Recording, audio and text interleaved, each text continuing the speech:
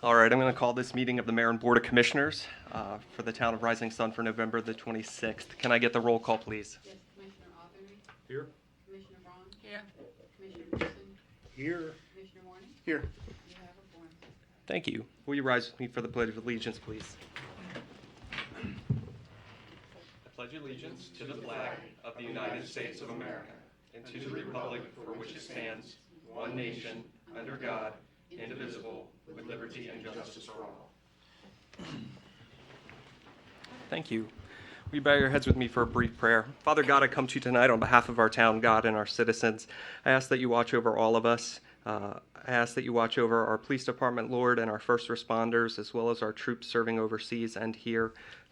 Lord, please be with us as we're here tonight, and be with our elected body and their families, as well as our staff and their families as well. In Jesus' name, amen. All right. There are no public presentations. There are also no business meeting items. So, Chief, first on the agenda is citizens' input. And I believe the first on the agenda is Mr. Stephen Naughton. Okay. I had handouts. Can we start with those? Huh? I was going to ask you to go to the podium, but okay. You're going to do handouts first. Yeah, that's fine. Handouts first. Yes, of course. Oh, you will. Okay. Want to reach Commissioner 1 minute into the record Does- for Ms. Judy, please? Does the mayor get one? Oh, yes, of course. Thank you. Thank you. Give one to our intrepid journalists as well. Although you don't get a picture. I'm sorry. Thank you.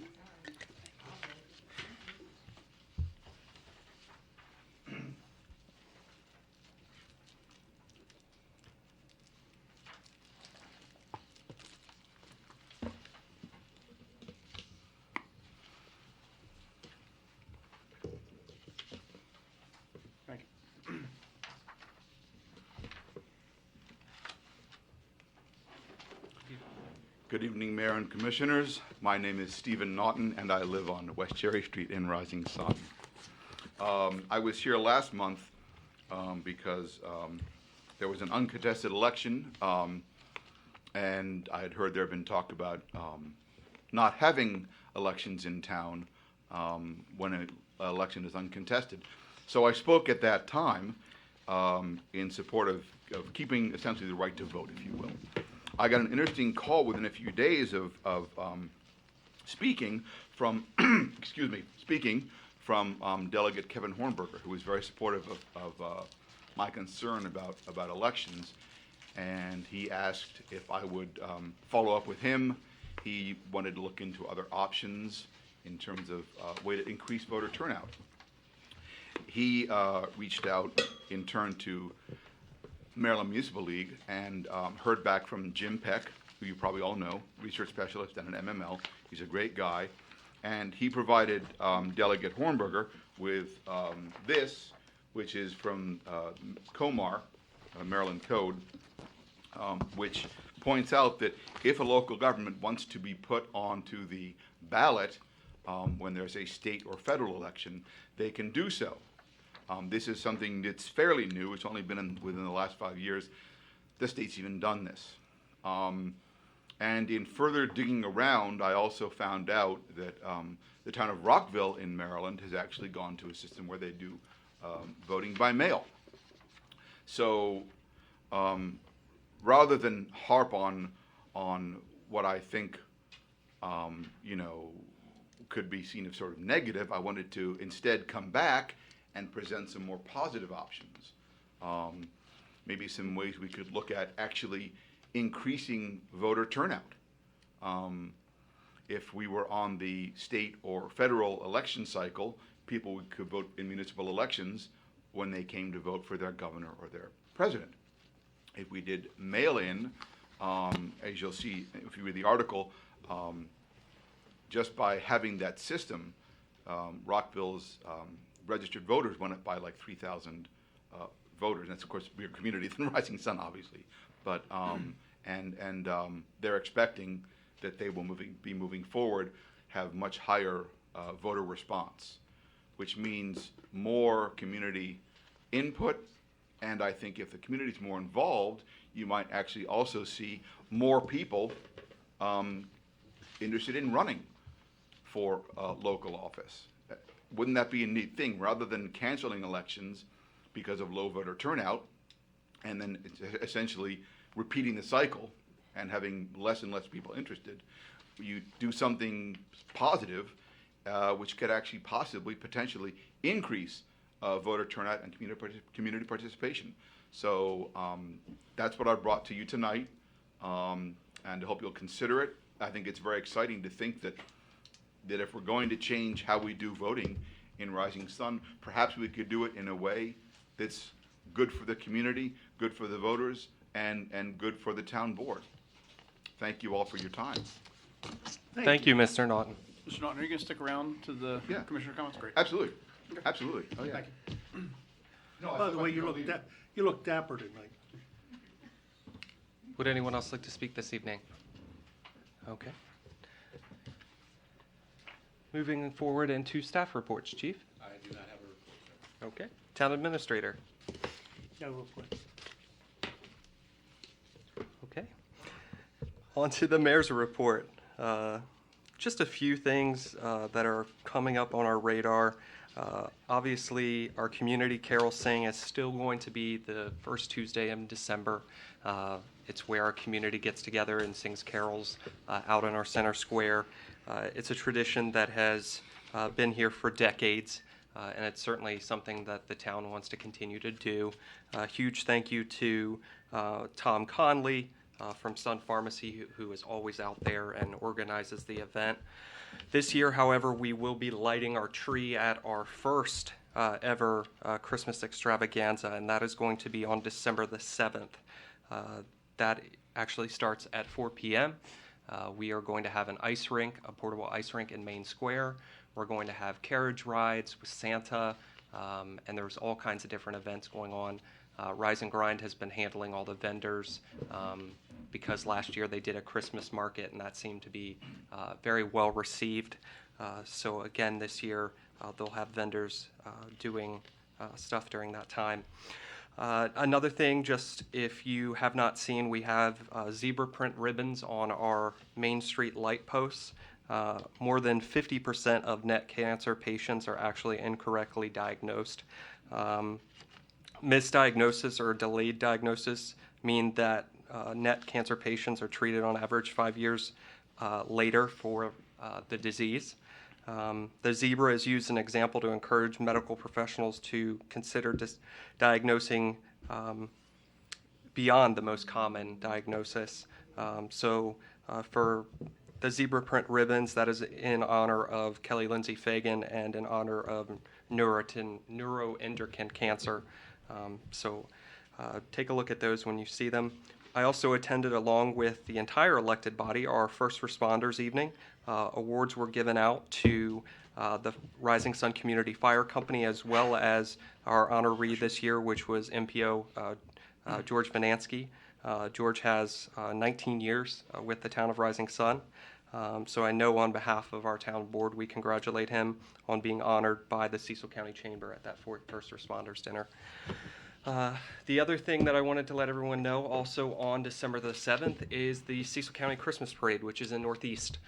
This will be the second year that the town of Rising Sun is going to be in the parade. This will be our first year doing a float, so we are super excited about that. Our town clerk, Judy Melton, has been working along with the staff to get the float ready, and I am super excited because it looks absolutely beautiful. So make sure you come out to the Cecil County Christmas Parade, which is going to be in Northeast. I believe it starts at 11 a.m.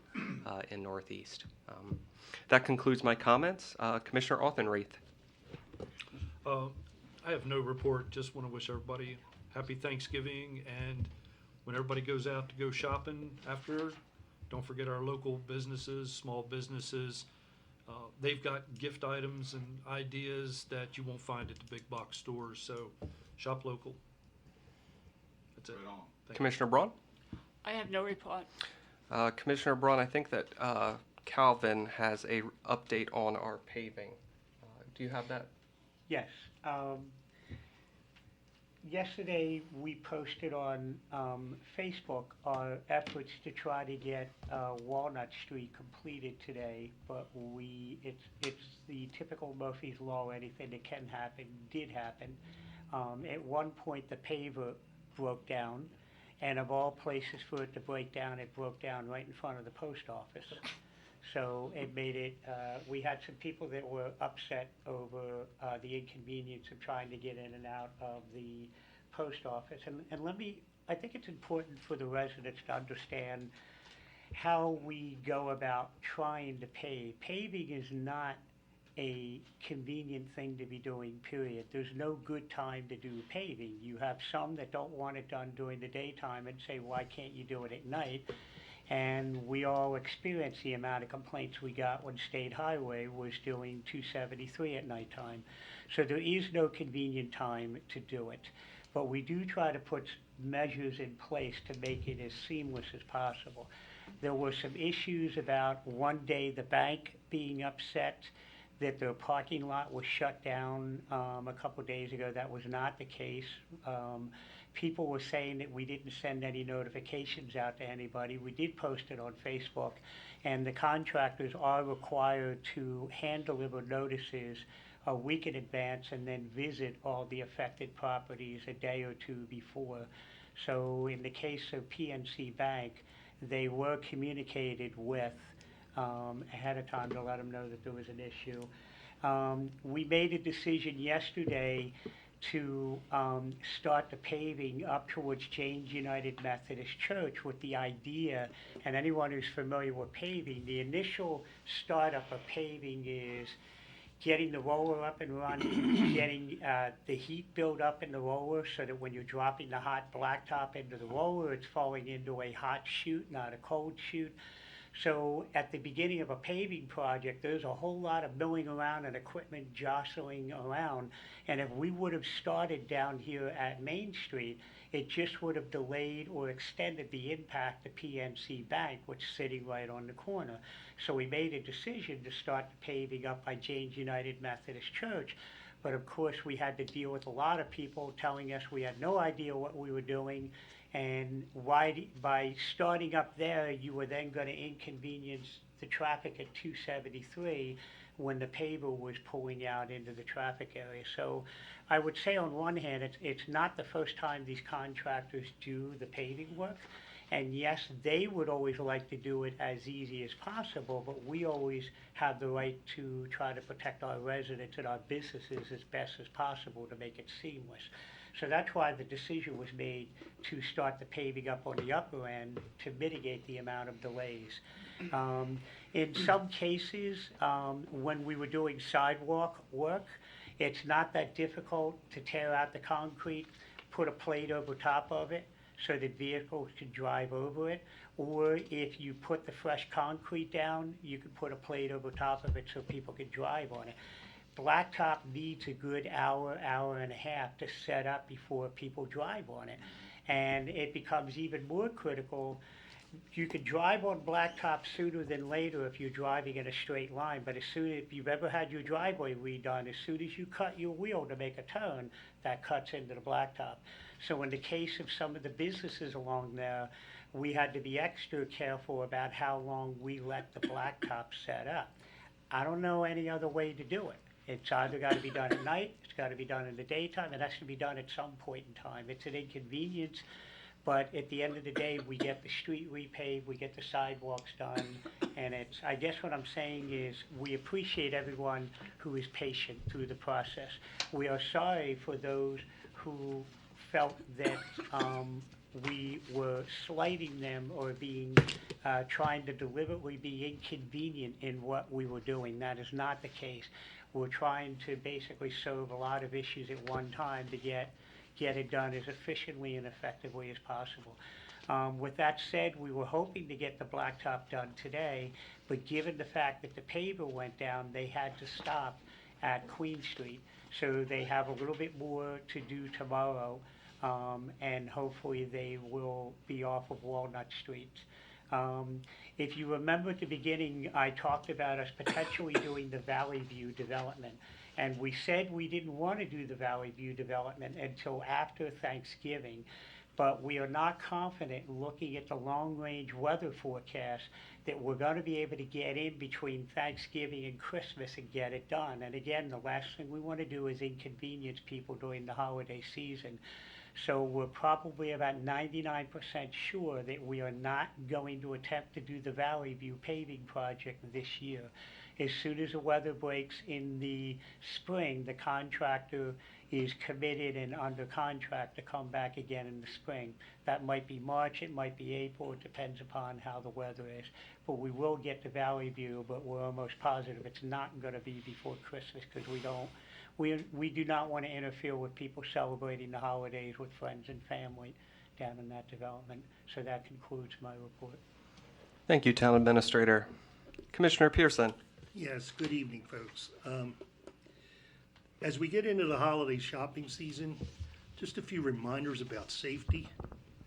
One, if you're out at night, be aware of your surroundings and any, I don't want to put fear, but suspicious cars.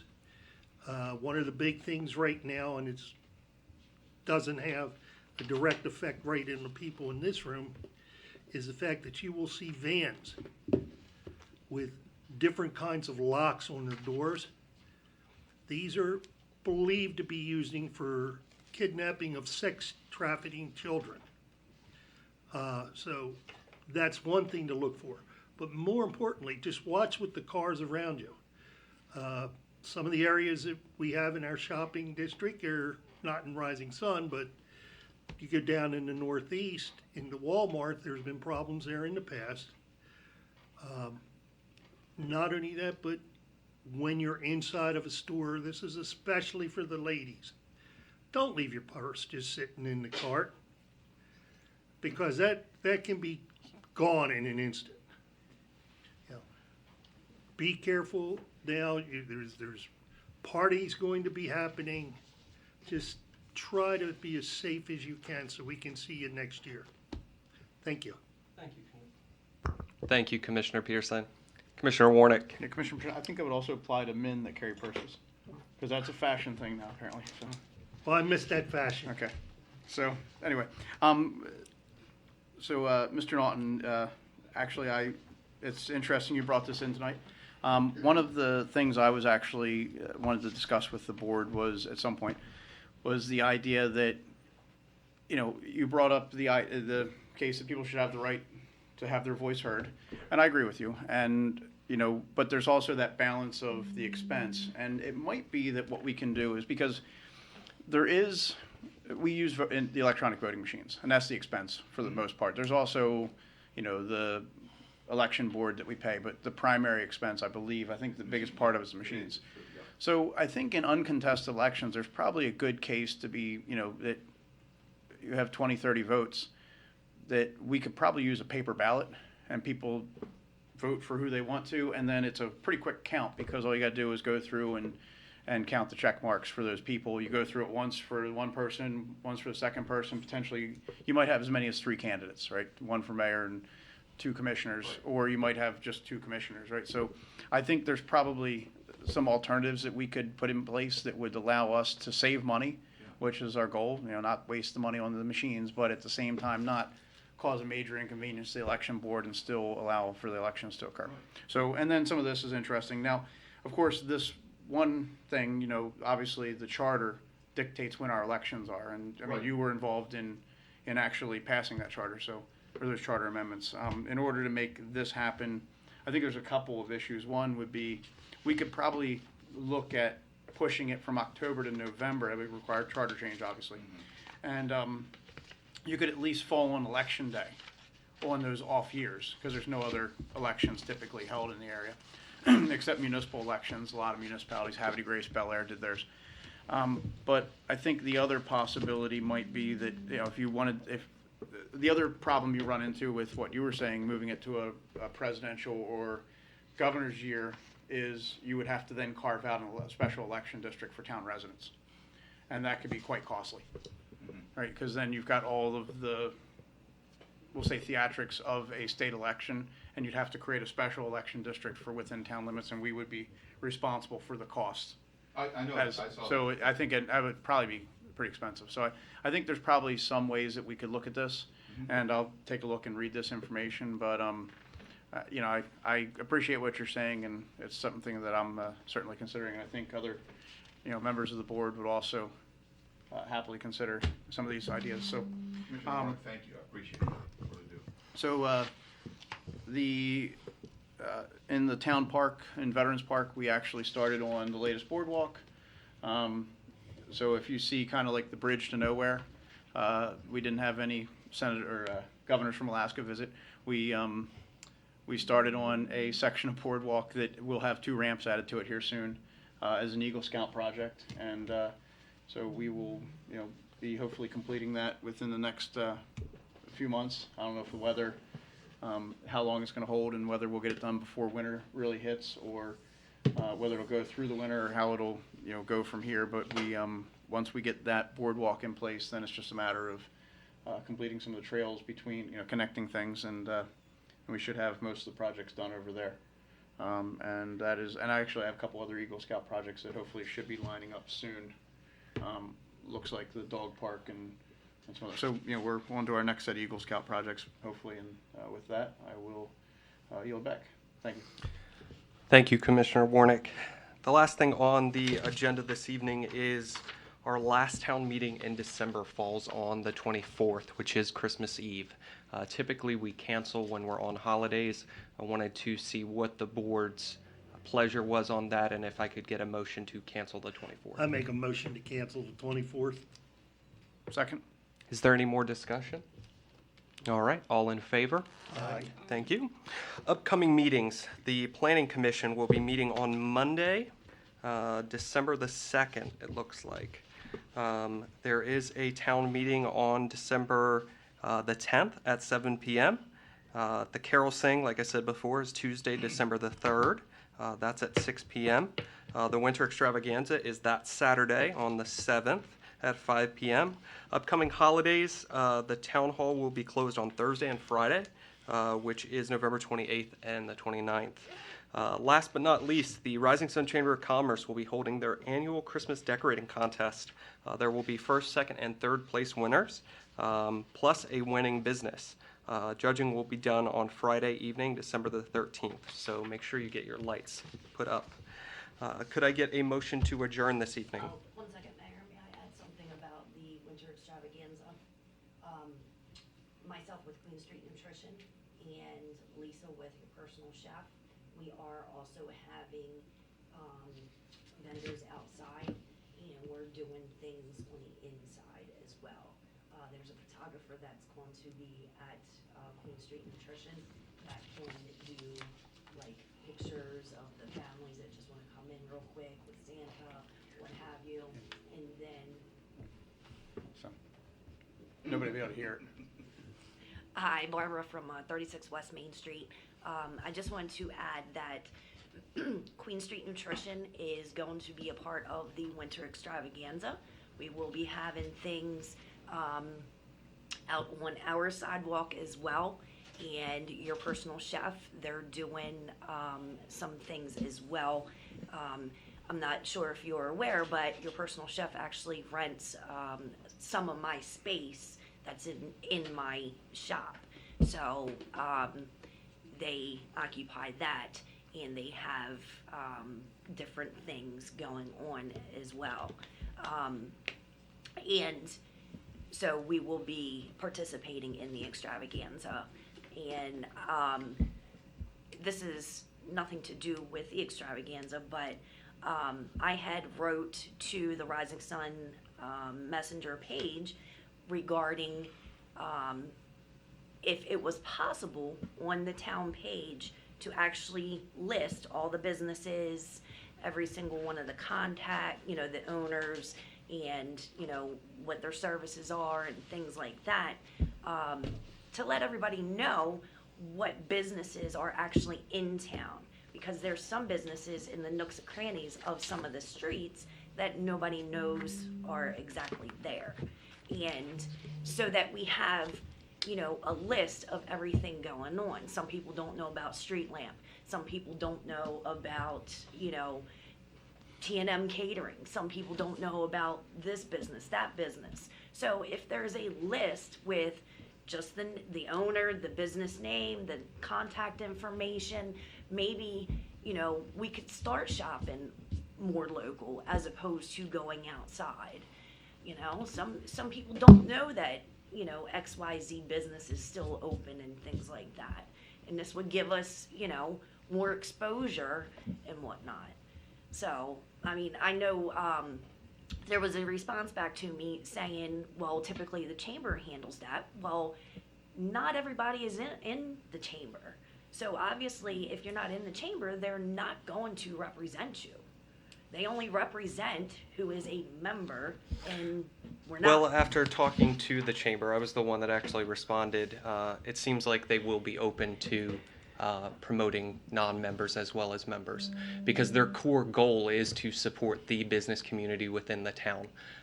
So in supporting every business, it seems like member or non-member. So they seemed very open to it when I talked to them about it. So hopefully you'll see some feedback from that. Good.